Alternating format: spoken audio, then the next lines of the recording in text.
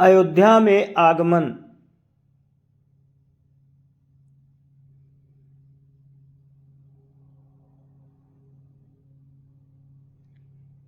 अयोध्या में आगमन।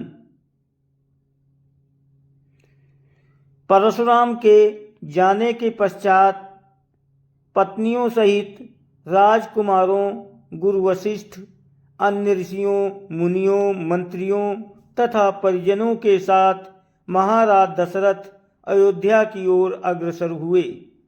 मंत्रियों ने शीघ्र ही 2 शीघ्रगामी दूतों को सभी के वापस आने की सूचना देने के लिए अयोध्या भेज दिए। दूतों के अयोध्या पहुंचने तक सभी चौराहों, अट्टालिकाओं, मंदिरों, मृगों को नाना भांति की रंग बिरंगी ध्वजा पताकाओं से सजाया गया। राजमार्ग पर बड़े बड़े सुरम्य द्वार बनाए गए, उन्हें तोरणों से सजाया गया। मार्गों में केवड़े और गुलाब आदि का जल छिड़का गया। सुंदर चित्रों, मांगलिक प्रतीकों, बंधनवारों आदि से हाट बाजारों को भी बड़ी सुरुचि के साथ सजाया गया। एक अभूतपूर्व उल्लास छा गया। सारी योजना में अनेक प्रकार के वाद्य बजने लगे, घर घर में मंगल गान होने लगे। एक ज्ञात होने पर कि बारात लौटकर अयोध्या के निकट पहुंच गई है तथा नगर के मुख्य द्वार में प्रवेश करने ही वाली है। सुंदर, सुकुमार, रूपवती, लावण्यमयी कुमारियां अनेक रत्न जटित वज्राभूषणों से सुसज्जित होकर आगंतुकों का स्वागत करने के लिए आरतियां लेकर पहुंच गईं। महाराज दशरथ और राजकुमारों के स्वर्णिम फूलों से सुसज्जित सोने के हौदे वाले हाथियों पर बैठकर नगर में प्रविष्ट होने पर चारों ओर उनकी जय जयकार होने लगी। ऊंची ऊंची अट्टालिकाओं पर बैठी हुई सुंदर सौभाग्यवती रमणियां उन पर पुष्प वर्षा करने लगी।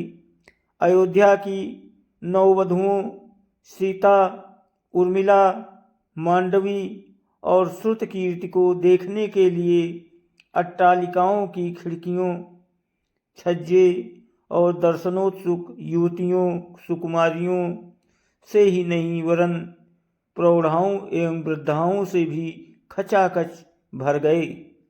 सवारी के राजप्रसाद में पहुंचने पर राजा दशरथ की समस्त रानियों ने द्वार पर आकर अपनी वधुओं की अगवानी की।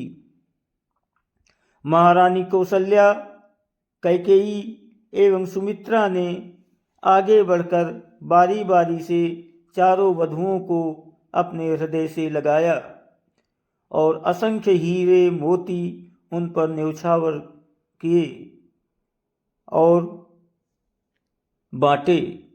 फिर मंगलाचार के गीत गाए गए। कुमारों को, उनकी अर्धांगिनियों को राजप्रसाद के अंदर ले आए। इस अभूतपूर्व आनंद के अवसर पर महाराज दशरथ ने दान आदि के लिए कोष के द्वार खोल दिए और मुक्त हस्त से नगरवासी ब्राह्मणों को भूमि, स्वर्ण, रजत, हीरे, मोती, रत्न, गौवें, वस्त्र आदि दान में दिए।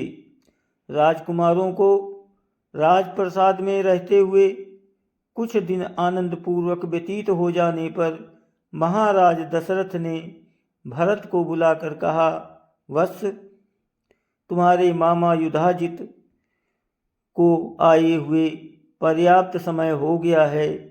तुम्हारे नाना नानी तुम्हें देखने के लिए आकुल हो रहे हैं, अतः तुम कुछ दिनों के लिए अपने ननिहाल चले जाओ।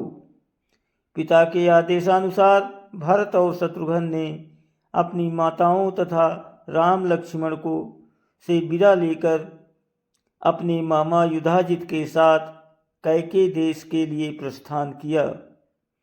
राम ने अपने सौम्य स्वभाव, दयालुता और सदाचरण से न केवल अपने प्रासाद के निवासियों का बल्कि समस्त पुर के स्त्री पुरुषों का हृदय जीत लिया।